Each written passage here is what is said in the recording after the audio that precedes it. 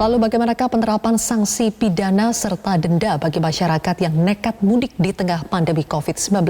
Dan apa langkah kepolisian untuk mengantisipasi maraknya mudik lokal saat momen Idul Fitri? Untuk membahasnya sudah bergabung dari luar studio Dirlantas Polda Metro Jaya, Kombes Pol Sambodo Purnomo Yogo. Selamat malam, Pak Sambodo. Ya, selamat malam, Mbak.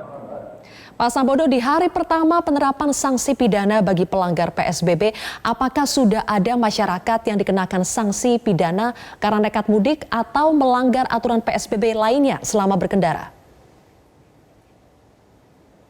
Ya, di dalam Peraturan Menteri Perhubungan Nomor 25 Tahun 2020 itu kan diatur sampai dengan tanggal 7 itu diputarbalikkan, kemudian tanggal 8 baru penindakan.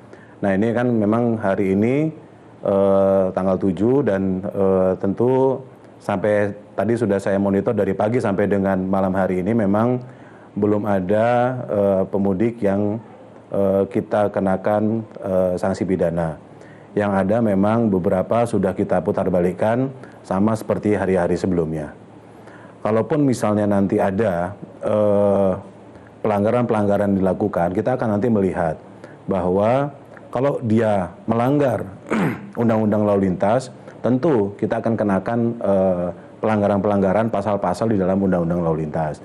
Jadi apakah nanti pasal atau pidana itu mau dikenakan kepada pemudik, nanti kita akan melihat pelanggarannya apa yang dilakukan oleh pemudik tersebut.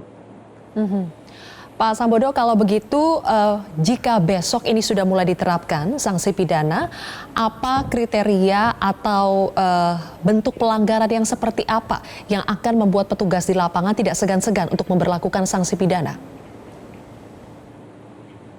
Ya, di dalam, sekali lagi saya sampaikan, di dalam Peraturan Menteri Perhubungan Nomor 25 Tahun 2020, itu di pasal 6 kalau nggak salah, memang apabila pelanggaran terhadap Peraturan Menteri Perhubungan ini dikenakan kepada aturan atau hukum yang berlaku. Jadi aturan hukum berlaku tidak secara spesifik khusus menyebutkan aturan apa. Jadi nanti akan kita kenakan berdasarkan pelanggaran yang dilakukannya. Misalnya ada kendaraan pemudik, truk yang mengangkut penumpang, mengangkut barang.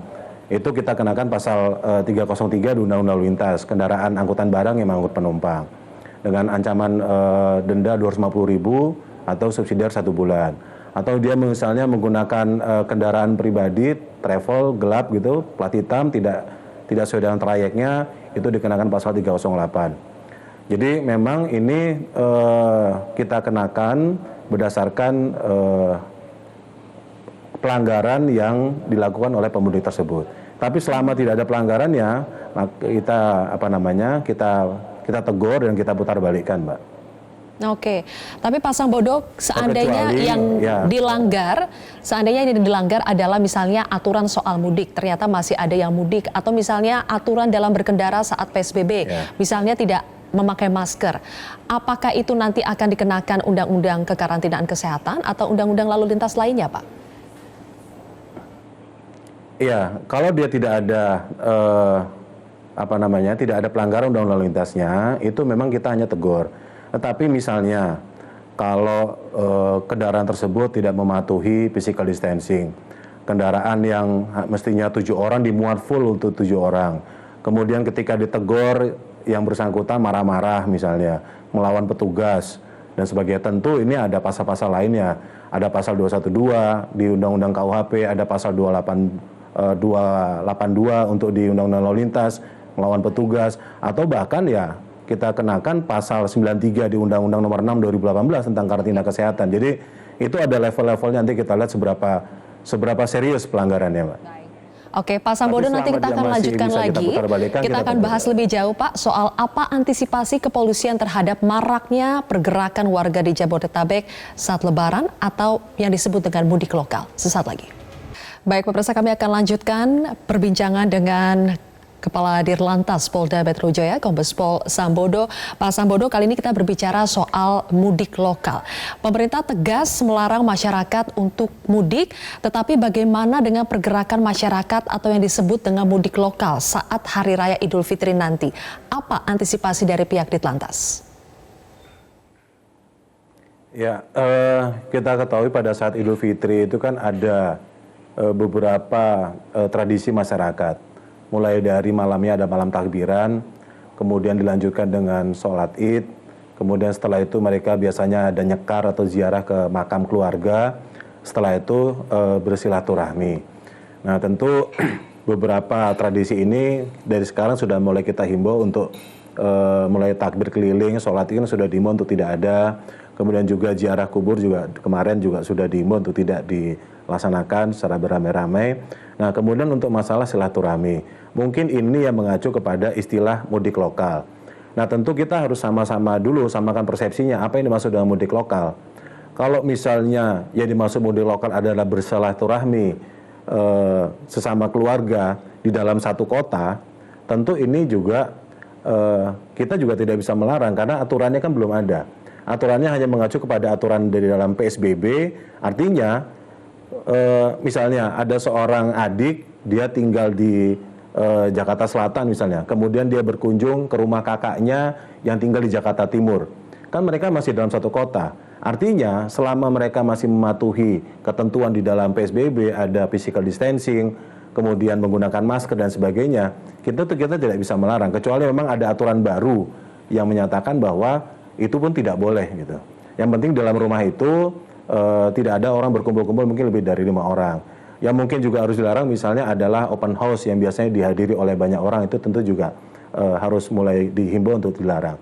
Tetapi kalau misalnya hanya dalam satu kota saja, tentu kita akan sulit juga membatasi pergerakan penduduk selama mereka mematuhi ketentuan di dalam pembatasan moda transportasi.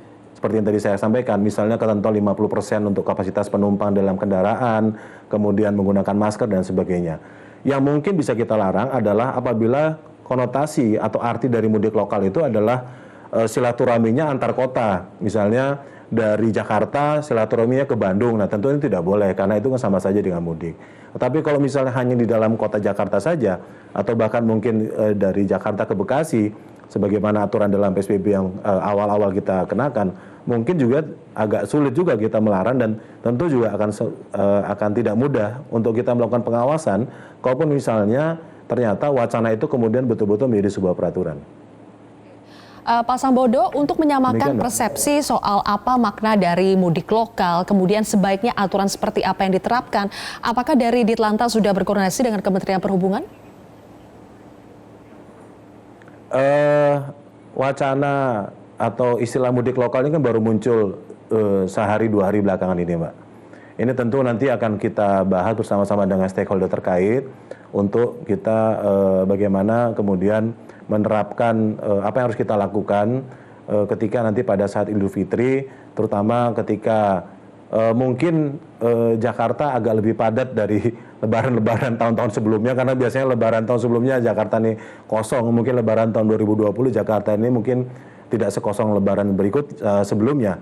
Tentu nanti kita akan rapatkan, kita akan samakan persepsi dengan instansi terkait, stakeholder, karena bagaimanapun masalah lalu lintas ini kan masalah multidimensional ya. Jadi kita harus mengundang berbagai instansi terkait, kita duduk bersama, kemudian menelurkan apa yang harus kita lakukan dan bagaimana pengawasannya gitu. Karena memang pengawasannya tentu tidak mudah. Misalnya bagaimana melarang orang untuk tidak berpergian, melarang orang bersilaturahmi di dalam satu kota. Nah ini tentu perlu kita duduk bersama untuk kemudian mengatur SOP-nya seperti apa, Mbak. Baik, terima kasih atas penjelasannya. Dirlantas Polda Metro Jaya, Kombes Pol Sambodo Purnomo Yogo telah bergabung bersama kami di Prime Time News hari ini.